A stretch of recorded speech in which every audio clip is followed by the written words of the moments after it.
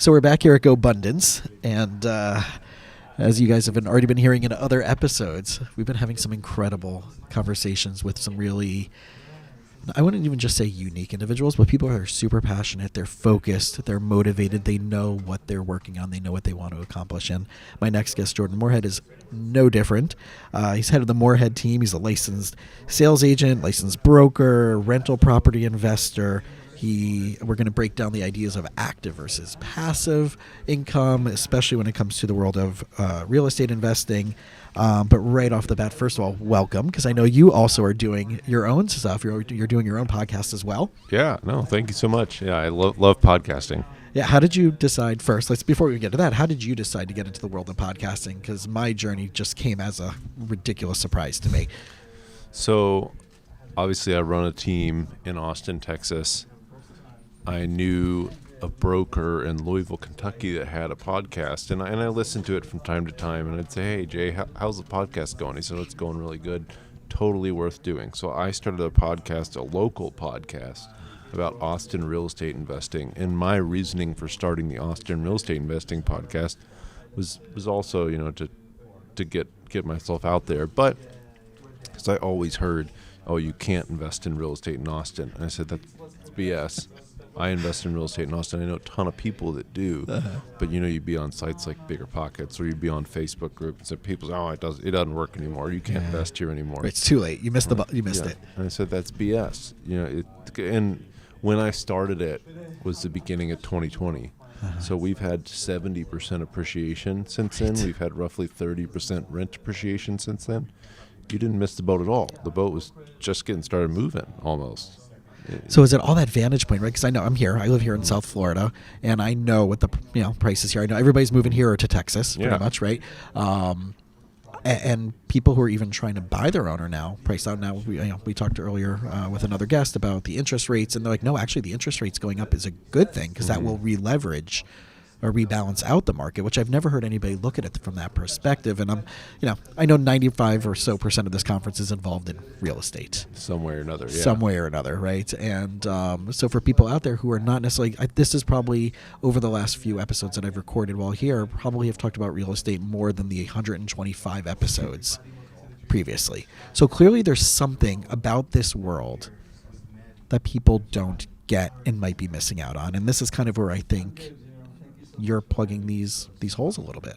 Mm-hmm. And I just wanted to touch on, you said people had gotten priced out, and I know there's people that have, but I read articles every week about, such and such couldn't find a home, and it's not they couldn't find a home, it's that they quit. So that's the reality, and I hate to be harsh, but when you couldn't find a home, you quit. Or if you're a person that's saying, well, I'm just waiting for prices to go down. Right. Say you were waiting for prices to go down in 2020 in Austin. From 2020 to now, we've had 70% appreciation. Do you think prices are going to go down 70 or 80%? I sure don't think so. I think if they do go down at all, it might be a few percent. And that's if something really bad happens. There's a place like Austin or Florida are still highly desirable to live in. Sure. So you waited 2 years, 3 years, 4 years for prices to go down. It appreciated 100%, and they're 5% cheaper than they were a month ago. You didn't make anything, and the interest rates are higher. So by waiting, I think you always, if you're buying a home or you're buying an investment, it's all the right time to buy was always yesterday. Yeah. And the next best time to buy is today. So that's my outlook on it. I'm always a buyer. Is there ever going to be in that philosophy ever a time to not get in?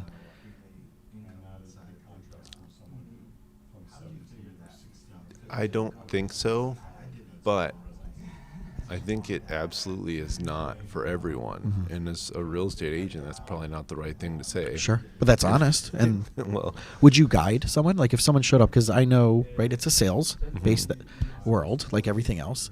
Mm-hmm. Is there, I know in the financial planning world, they have a certain a fiduciary type of, thing. Is there anything like in the real estate world? Is there anything like that? You are a fiduciary as an agent, but I don't see that. If somebody, in all honesty, if somebody shows up and says, hey, I want to buy a house, it's not your job to tell them, hey, don't buy a house. Or if I want to buy an investment property, hey, don't do that.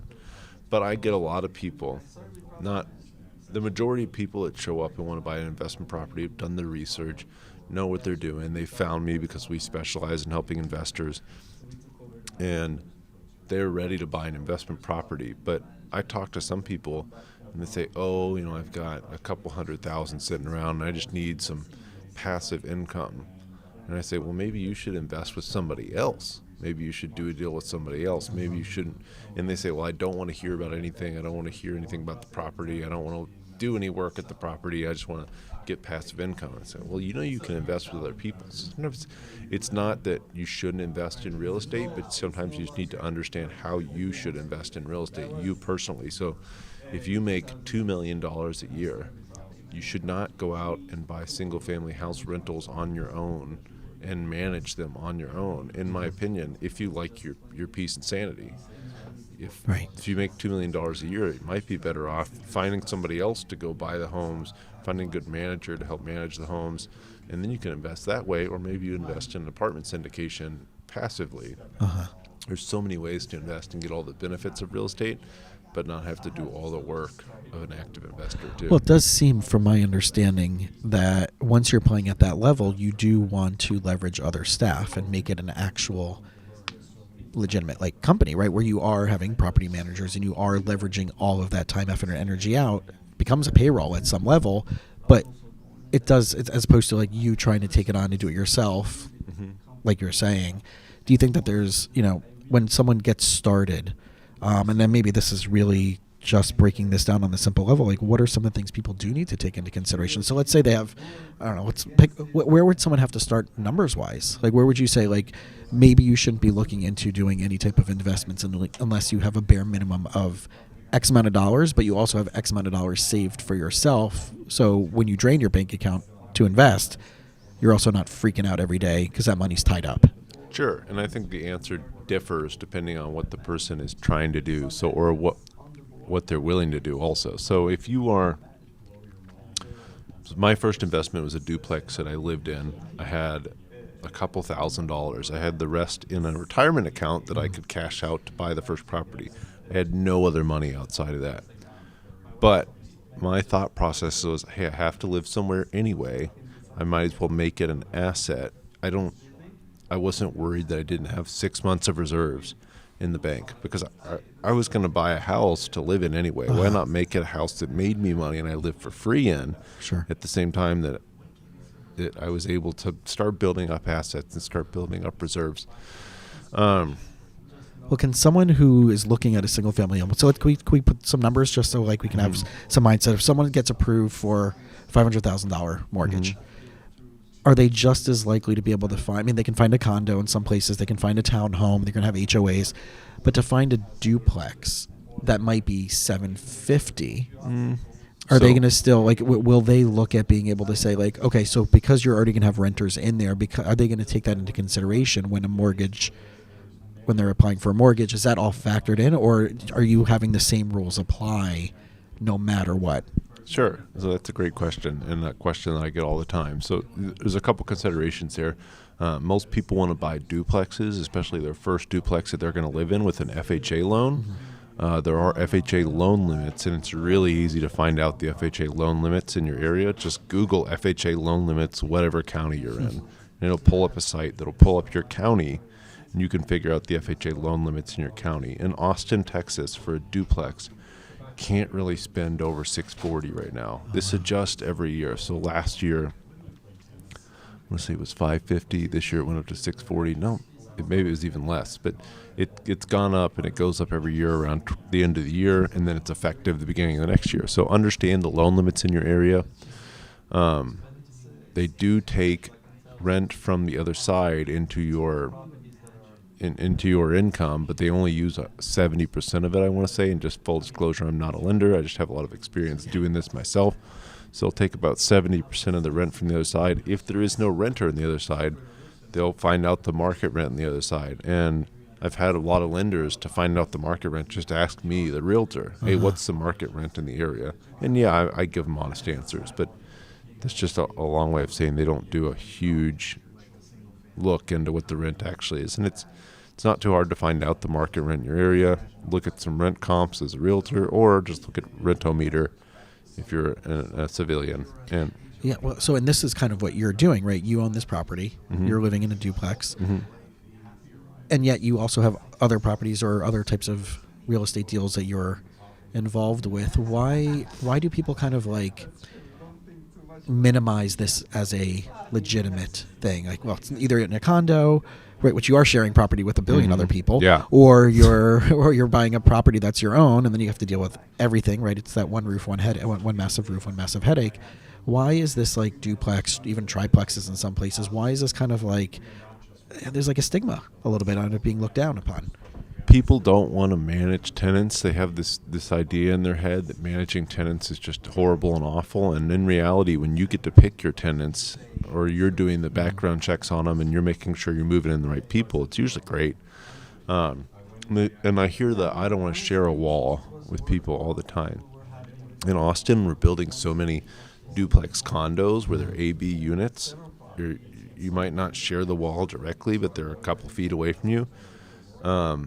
If you, and like you said, a condo or a townhome, you're sharing a wall with a ton of different people, and you're not in any control. I would much rather tell you to go buy a duplex that you own the whole thing, you control the whole thing. If anything bad happens, you're able to make all the decisions, rather than it's a condo building and there's 4 condos and you have to talk to the other 3 people. In reality, it's usually 40 to 60 or 80 different people that you have to work with, and maybe there's a professional management company, but not always. So I think duplex is the lowest risk way you could go about it. So if you need to replace a roof, at least your tenant's paid for part of your mortgage and paid you some so you can replace the roof. If you need to replace a water heater, whatever problem you have, you're living for so much cheaper in a duplex than you're living in a single family or a condo, that you've been able to save some money. And I was able to start saving aggressively. I got in the mindset when I moved into my first duplex. I also wasn't paying anything to live there, and I was saving around 70% of my income every month, 70-80% of my income every month, and I just threw that all in the bank. 6 months later, I bought another rental property and just ran from there. So today, I still live in a duplex. It's my 4th. We will not stop house hacking per se, but we will change our strategy, and my strategy's changed over time. So my first duplex, I had 2 roommates, and I had a tenant upstairs. So I had a bedroom. Yeah. I have my friend Craig Kurlop. I remember he said he was sleeping behind a curtain in the living room. Wasn't doing that. But I've transitioned where we now live in a 3-bedroom, 2-bath duplex unit. It's really nice. We remodeled it before we moved in. We've got stainless steel. We've got nice tile everywhere. We've got quartz. We've got nice stuff. Everything is nice. It all looks brand new. We did that before we moved in, so we didn't have to live through any of it. And we rent the unit next door. So we have essentially a townhome unit and a townhome association that we own and control.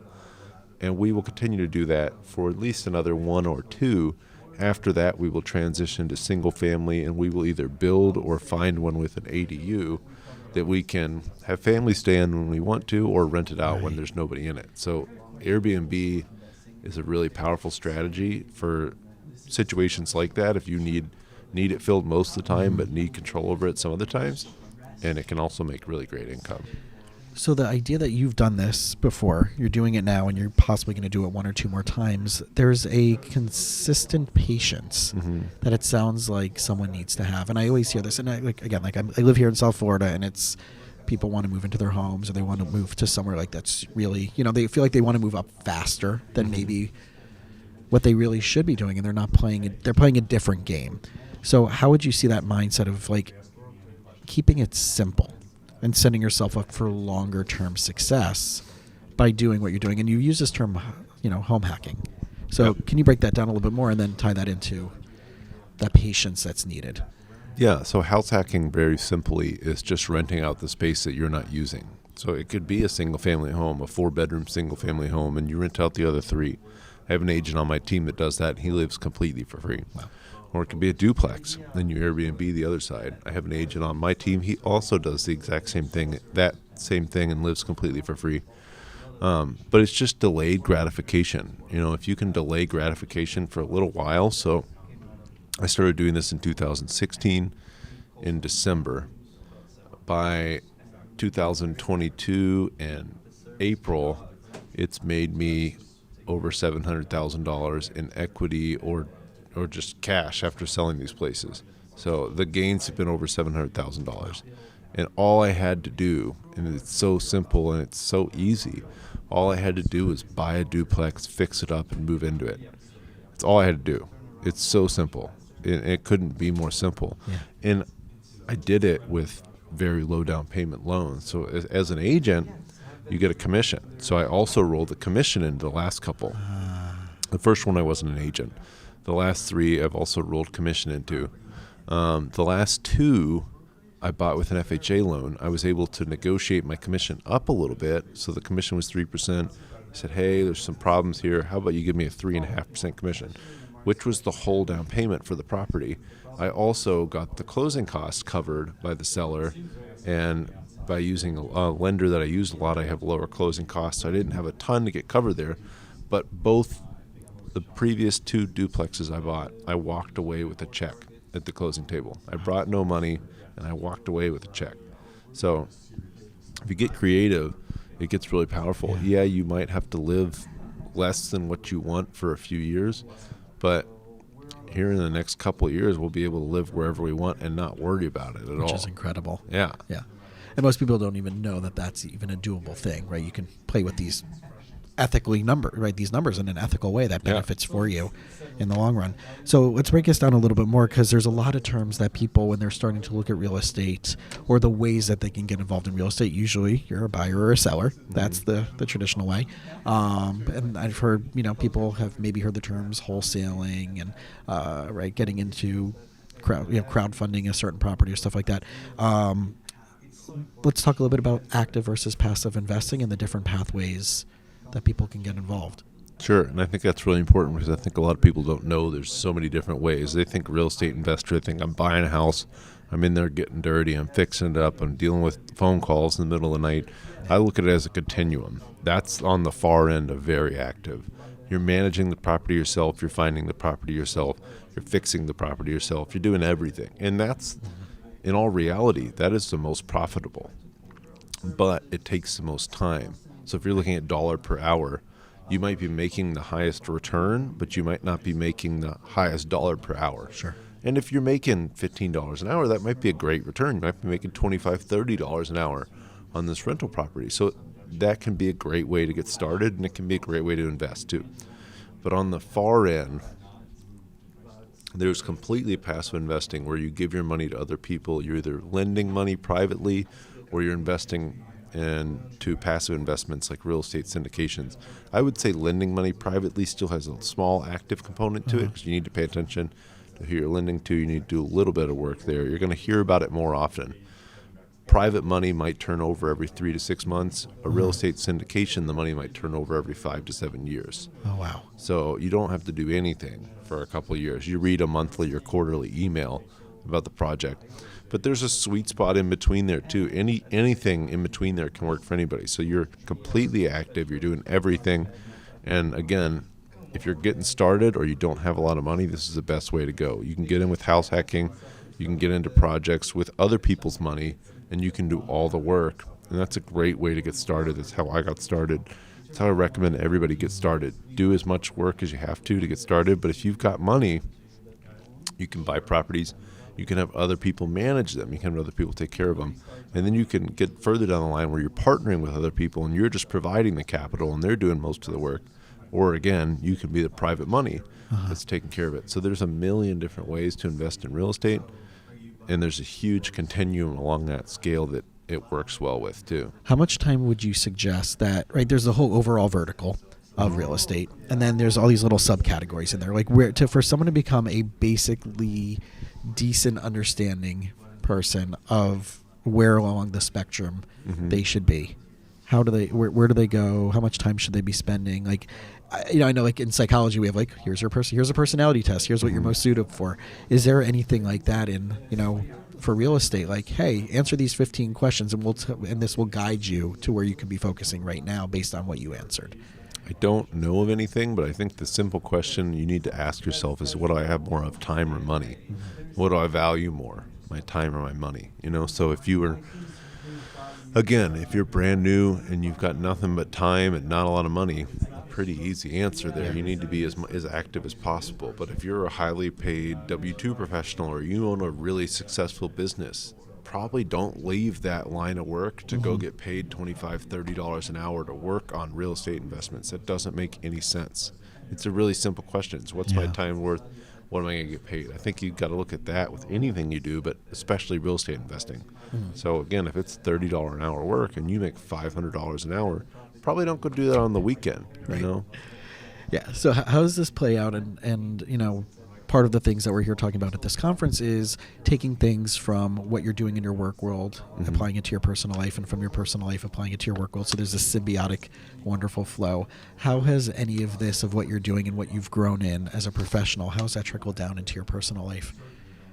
Well, it's certainly trickled down in my personal life because I've figured out how to not spend every waking moment working.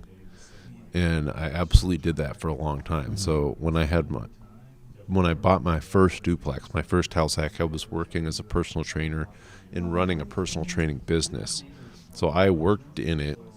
I didn't work on it at that point. I was working in it at that point. And I would work from about 5 o'clock in the morning to 9 o'clock at night. Just grinding. Yeah, that's what you had to do as a personal trainer. Sure. And then I started to hire people and I started to leverage. And I didn't have to work so much, and I got to the point where I could start working as a real estate agent in 2017. At the same time, I own this other business. At the same time, I'm also buying real estate investments. And I forgot that a little bit along the way when I started with real estate investments because I was just doing everything. But again, I started to have more money than I had time I wanted to spend on things, and I was able to start to move more towards actually being passive investment.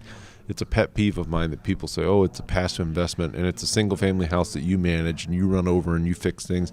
It's probably more passive than your day job. Right. But it's not passive at all. Yeah. And was there a moment in time, because we hear this once you get into this entrepreneur space, was there like a moment where you're like, where that switch flipped, where you knew you're no longer wanting to trade your time for money and it just clicked and it was just go, go, go? Well, I think I learned the power of leverage both with partnerships and both with employees and other people, you know, investing with other people, of saying, hey, my time's best spent working on my business. My main business is where my time is best spent, and it's not best spent going and finding commercial real estate deals, which take a tremendous amount of time. You know, for a long time, I was working all day, you know, and more, probably 60 hours a week. And then at night, I was analyzing commercial real estate deals.